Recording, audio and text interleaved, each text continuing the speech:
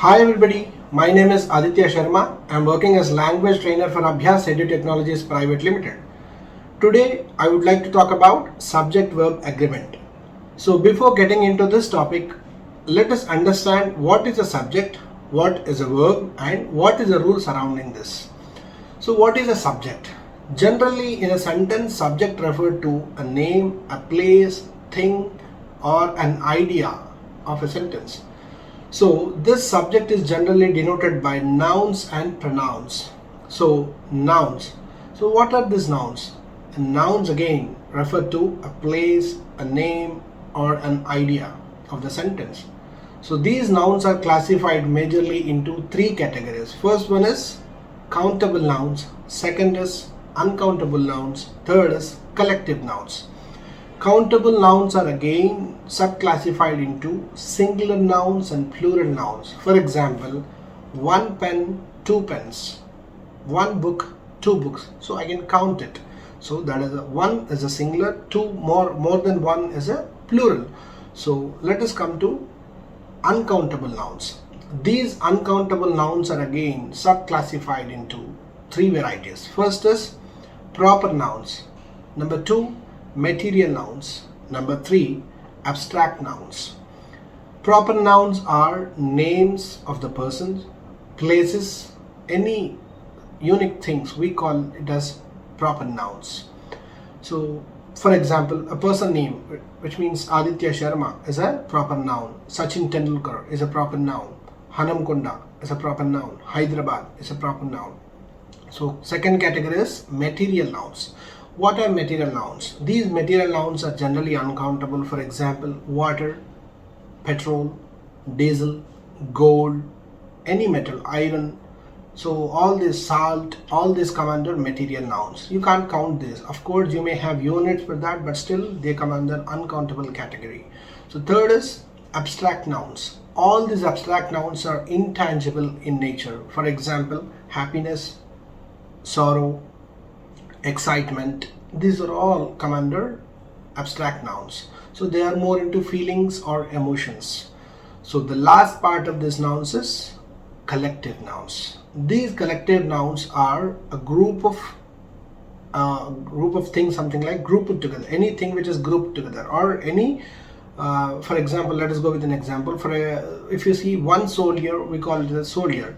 If it is 10 or 20, a group of soldiers, we have a specific name for that is army. One policeman, it is one. But if it is a group of policemen standing there, what do you say that? Battalion. So one car is set there, it is okay, but more than one car, something like 10 or 20 cars, can we say parking lot? No, absolutely no. We call it as fleet of car, or something like fleet of ship, fleet of aeroplanes. So this is what we call as collective nouns. One flower, we call it as a flower, but if it is 10 or 20, we call it as either bunch of flowers, or if it is organized well, we call it as a bouquet. So this is what generally we call as collective nouns. So let us go back to the main thing, that is subject. First classification we are done with nouns, and the second part is pronouns. This is again one of the important part of subject, that is pronouns. What are these pronouns? Pronouns are generally specified like replacement of nouns. These pronouns are classified into three categories. First one is first person, second person, third person. So first person is generally referred like I and we. These are two pronouns, I pronoun and we pronoun. It is the person who is speaking in the sentence, or person who is playing the main role in the sentence. The second person is the person whom he is talking to, is second person, that is you. I, we is pronoun first person, you is a pronoun second person. Third person category, we have list of third person category pronoun, that is he, she, it, they. So these four pronouns are coming under this third category, that is third person.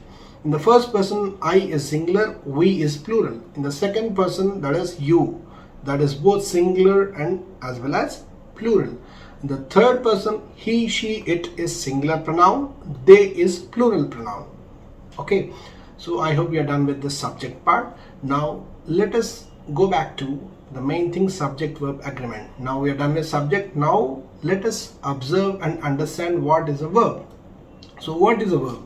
Verb is an action performed by the subject.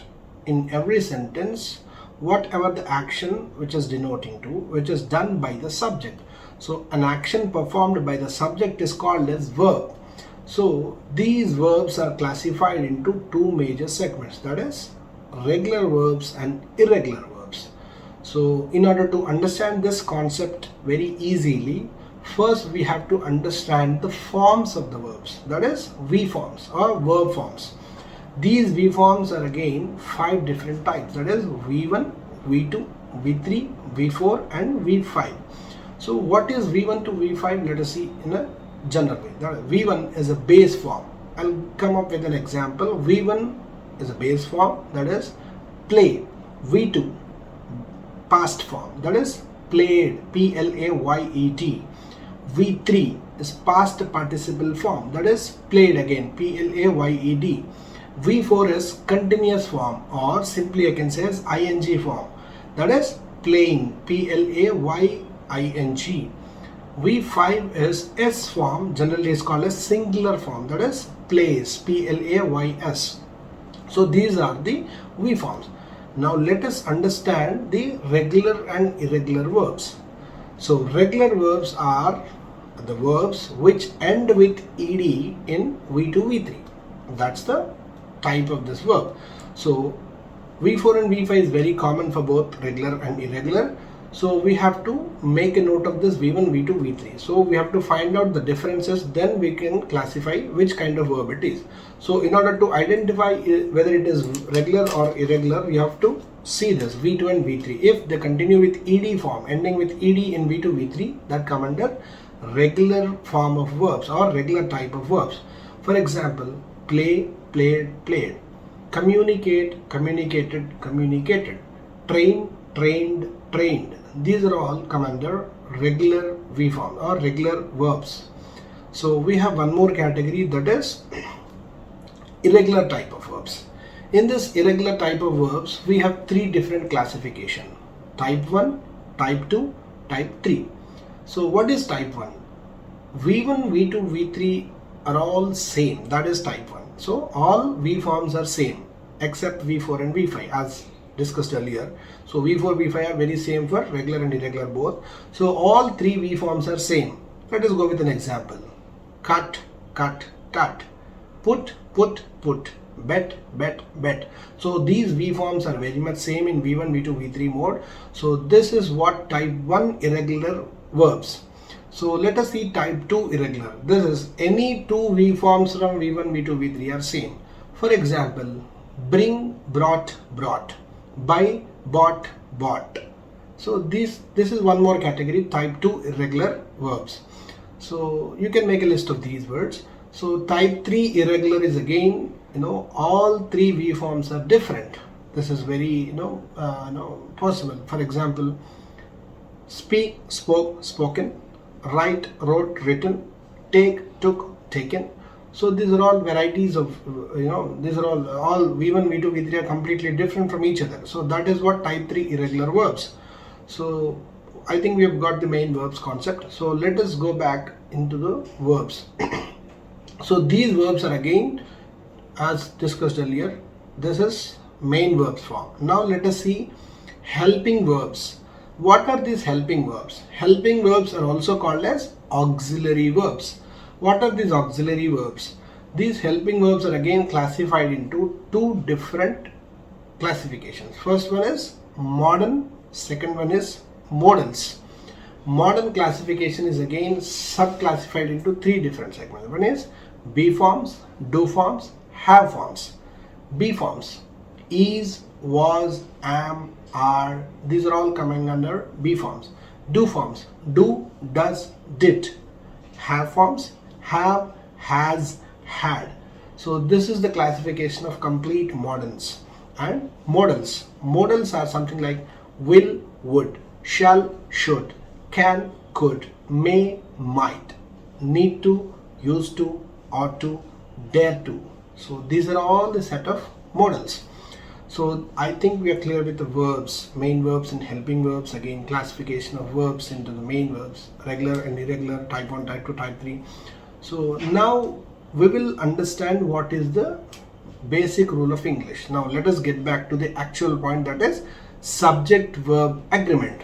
So what is this subject verb agreement? The rule is like this. Singular subject should always go with singular verb. Plural subject should always go with plural verb. For example, Sachin plays cricket every day. So here the subject Sachin is singular, third person. Verb is plays. So V5 form, that is singular form. Cricket every day. So this is an object. So Sachin plays cricket every day. So singular subject is always going with singular verb. But let us remember one point here, that is this rule is applicable only for third person. So that's the rule here. So there is an exception for first and second persons. For example, I do play cricket every day. The same with third person. If I see something like Sachin does play cricket every day, but can I say something like I does play cricket every day? Absolutely no. So that is what the fundamental or the basic rule of English, that is subject verb agreement. So singular subject should always go with singular verb, plural subject should always go with plural verb.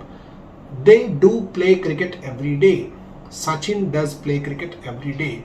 Rama does read book every day, which is very much equal to Rama reads book every day. So this is what does plus V1 is equal to V5, do plus V1 is equal to V1. So there is a hidden helping verb there in V1, that is do. I do play cricket every day is very much equal to I play cricket every day. But if I make the same sentence in a negation, that is I do not play cricket every day. Sachin does not play cricket every day. So now the rule is very much simple, that is subject verb agreement. What is that agreement? Singular subject should always go with singular verb, plural subject should always go with plural verb. I think the principle is very clear, or the rule is very clear. Hope you all understand this point. I'm happy to help you all. Thank you. All the best for your IELTS preparation. Have a good day. Bye.